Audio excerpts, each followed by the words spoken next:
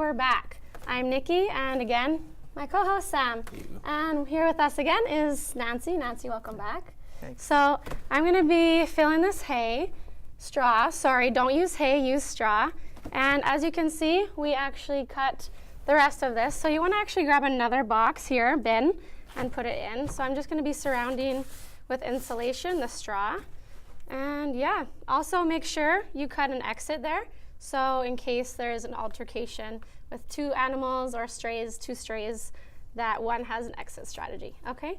So how many strays do you rescue at Manitoba Mutts for around, for yearly? Yeah, we average about 350 since we started, but last year actually we rescued over 430, we rehomed over 430. Oh, so wow.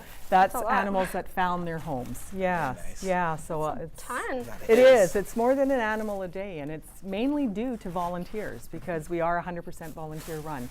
Wow. How many volunteers do you currently have right now? Well, we have kind of three categories of volunteers. So we have the team volunteers, which I had talked about my role hiring those people.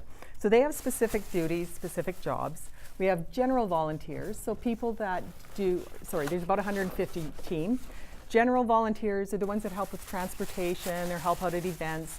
I'd say there's about 40 to 50 active people at any one time. And then our fosters, who are the people that have the animals in their homes, because we do not have a facility. So probably about another 60 to 80 active fosters at any time. So 250-ish people at a time. Yeah. Wow. Yeah, it's a lot. That is. That's a lot. It's a lot. And that's just for our rescue. Right. You know, and there's many rescues that are found within Manitoba and specifically in And Winnipeg. you're the manager, so that's a lot of Yeah, people well- to keep track of. Well, there's other leads that do their part as well. Okay. For somebody who wanted to become a foster, is there a big application process for it, or? We do have a process, yes. There is an application, you're correct, and you actually need references. Oh, okay. So we do check on not only the people, but also the home. We want to make sure that the animals are going to be safe. So are there other animals in the home? Are they vaccinated? Are they friendly?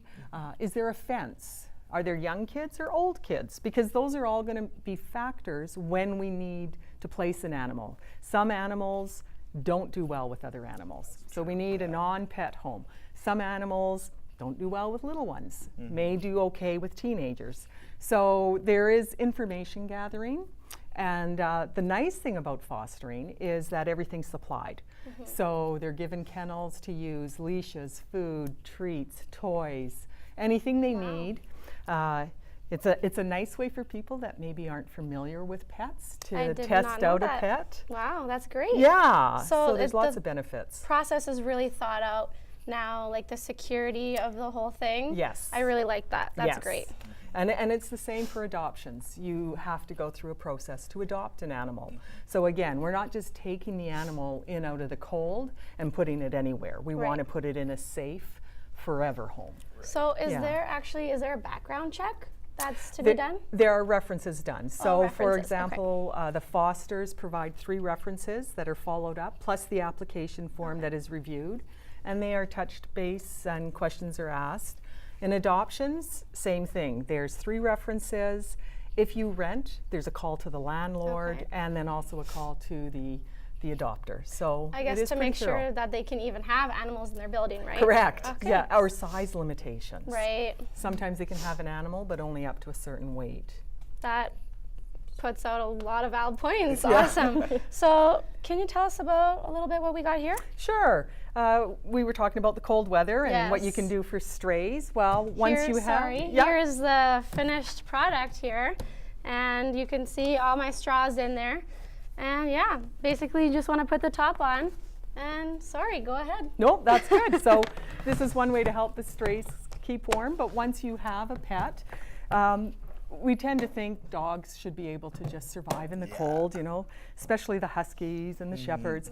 But the reality is, just like us, they get cold. And shorter haired dogs really They feel need it. more, So yeah. there's a variety of different things that you can use. I've brought 2 different jackets, and these basically just Velcro around. So These are fairly simple to put on a dog. Oops. You want a demo on me? Sure. I'm just kidding. I'm just kidding. You could have like a super cape All right. right There around. you There go. you go. So around the neck and then around the belly. That's And- easy. I and feel then- like if pets are very high maintenance, then you can Yeah. easily fasten it. This is fairly simple. There's no buckles or anything. No buckles, Jeez, no. good, You're dealing good. with that on the collar, Yeah. on the so there's this kind, and then here's one. Now this starts to get a little That bit is crazy. so You've got a cute. hood actually. Does that come in my size? It might. This one's a little bit bigger, so it might actually go around you. I love it. So It's the same cute. thing, Velcro, right?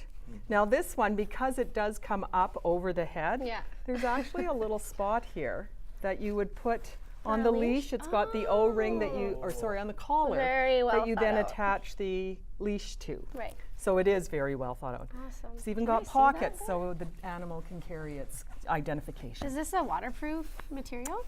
It might be. You know, might look, be. it's Okay. someone nicely donated, so you can see it's Oh, actually very brand new. nice. It hasn't even Wow. been used.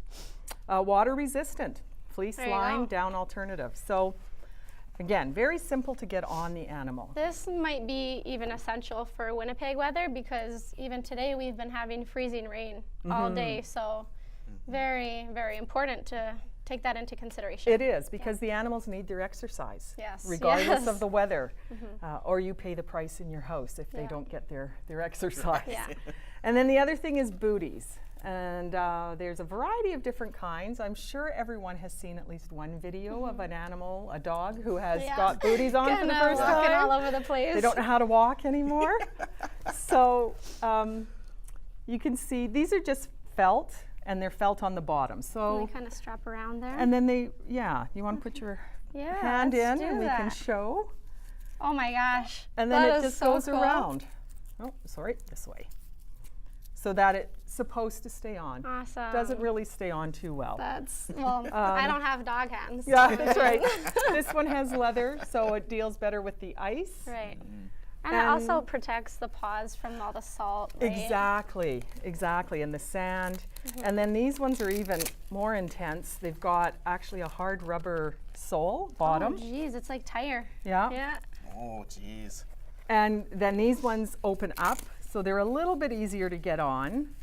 And then a little bit easier, a little more to wrap around to really hold on. That's a good quality. That's like It's very Jordans for good. dogs. It's, Jordans for dogs. yeah, that's right. We're going to throw to another break here. Thank you so much Oh, you're for joining welcome. us. You're welcome. Coming up next, we're going to have a special little guest here with us to give this little shelter a try.